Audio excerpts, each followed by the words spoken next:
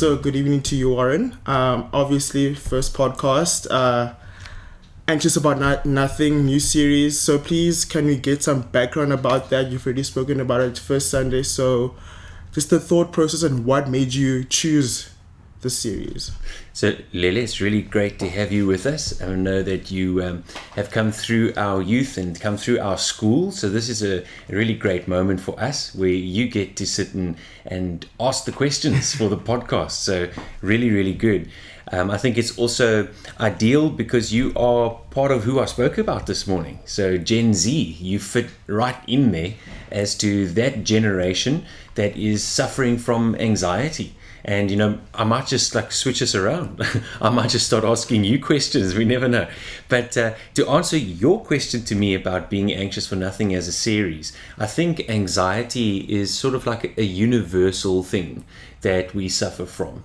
So being able to look at something that's going to reach an older generation, a younger generation, those in the middle, across the board, everywhere, and to find what is God's answer. Because the Bible is so clear that God doesn't want us to be anxious, yet we find ourselves often being anxious. So with coming from Mastermind, which was dealing with how we can control our thoughts and allow God's thinking to be part of our thinking, it's now how does that filter in so that our emotions can also catch up to our thinking, so that our anxiety levels start playing with what God wants. So His thinking instead of our anxiety levels following what the world wants.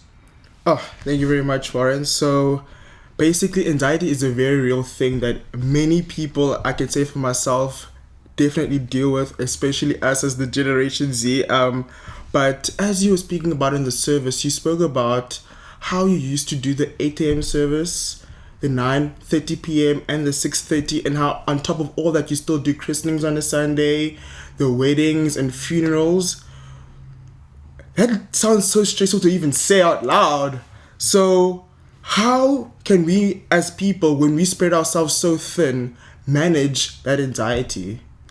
Lila, I think what would happen if I had asked you to do that. So if I asked Lily, would you preach the 8 o'clock?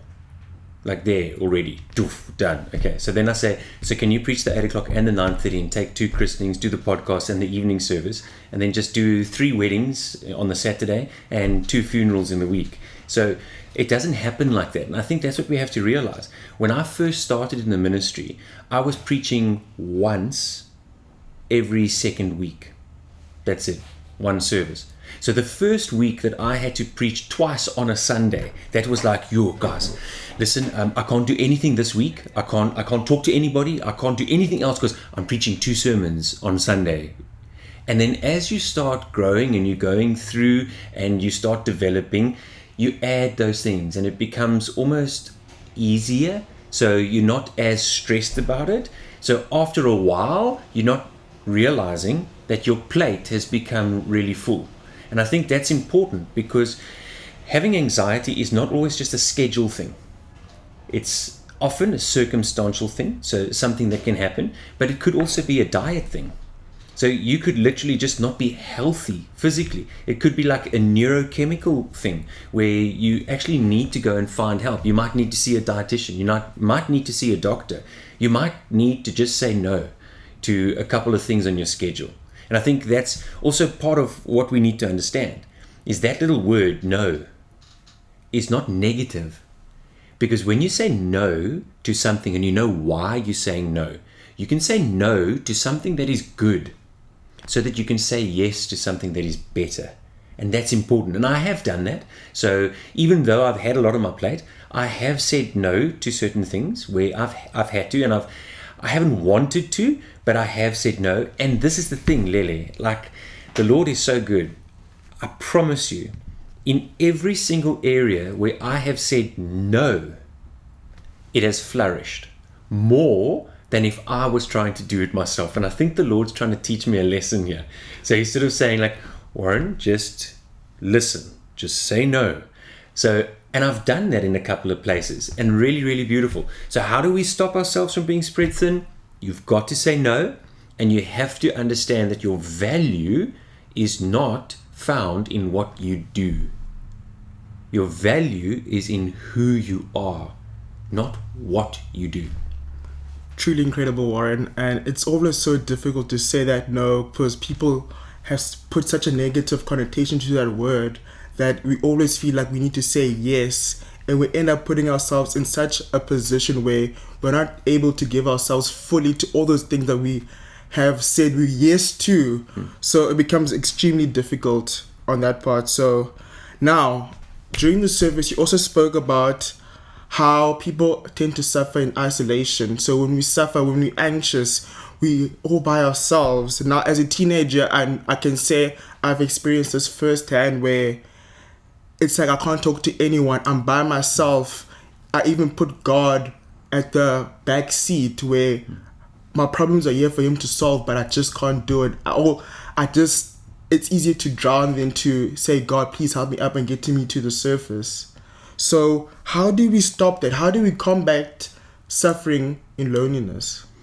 Lilith, this is never going to be easy, but we have to let people in. So it's in those moments where you are sitting there and you're feeling it and you don't want to. And it's at that point, the first place you have to go is you have to let the Lord in. So and this is the thing that helps me, okay, is He already knows. So it's not like I'm hiding this from others and they don't know. So that first step is often a scary one, where now I'm going to have to tell them and change their perception. So they didn't know that I was battling with this. Whereas with the Lord, it's not like that. So He already knows. So I don't have to worry about that first step of, oh, now He's going to find out. He's sitting there like, Warren, like, come on. Like, how long am I going to wait here? So anytime now. So that first step, very important. And the second part is to understand that this is how God has made us. So God has made us to live within the body of Christ. He has made us to live in community. So it's not a case of I can isolate myself and I'll be okay.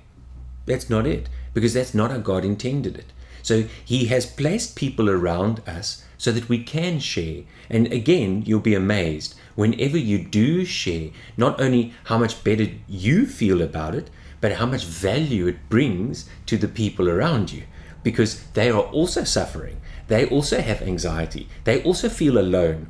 And as soon as you open up and you trust them with your emotions, they feel, but then I can trust you with mine. So it's a reciprocation like that, which is very, very necessary. So first, be open with the Lord. Second, just take that step. Let others in, because it's what God intends. Wow.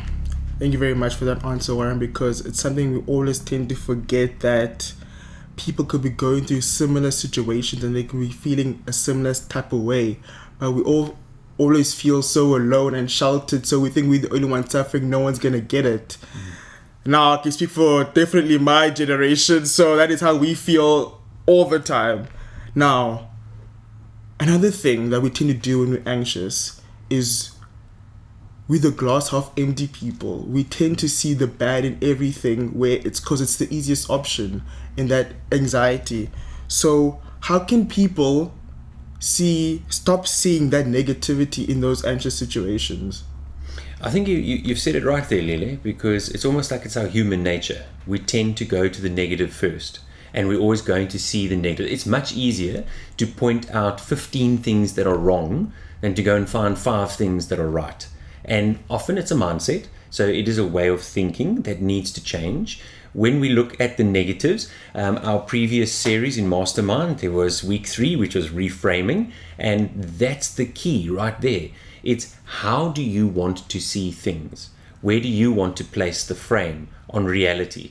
The other thing is, because it's an emotional thing, so when you're feeling anxious, the key word there is the feeling part of it. And because it's your emotions, we tend to think that our emotions are reality, and that's not the case. So you could feel cold, you could feel that you are isolated, but that's not necessarily it. You might just have a fever. coronavirus or something, but we won't go there. But because you feel like that doesn't mean that it is cold. It doesn't mean that you are isolated. So what is the reality? And we always want to align our emotions, our feelings, with God's reality. And those are not always in the same place. So when we look at life and how bad it is, how negative things are, we have to just take that step back and say, but hang on. So how does God see this? What is his plan? Because God has been working in this world, which is incredibly broken and is really, really bad and has gone through some of the worst things ever. But hey, we're still here and God is still working, and he's worked through all of those things in the most beautiful way, and he's brought out some beautiful truths through some of the most horrendous situations. And that's what we have to remind ourselves of. No matter how we are feeling right now, it doesn't change God's character. It doesn't change God's promises. It doesn't change God's principles, God's truth. Those things will always stay the same, no matter how I am feeling. And then as soon as we let God in, we let others in, and we look at some of the positives that are coming out of it, those feelings change, and it starts aligning more with God's truth, so that we genuinely can be anxious for nothing. Well said, Warren, because I'm not gonna lie, coming here this evening, talking to you, I was overthinking, like, cannot make the mistakes during this podcast, cannot fumble on my words. But during this morning's talk, it really did uplift me, and I could truly say that I was anxious for nothing, because we've come to the end of it and it's been such a well-informed discussion, and thank you very much. It's been a pleasure. Thank you, Lily. Well done. Good stuff, man.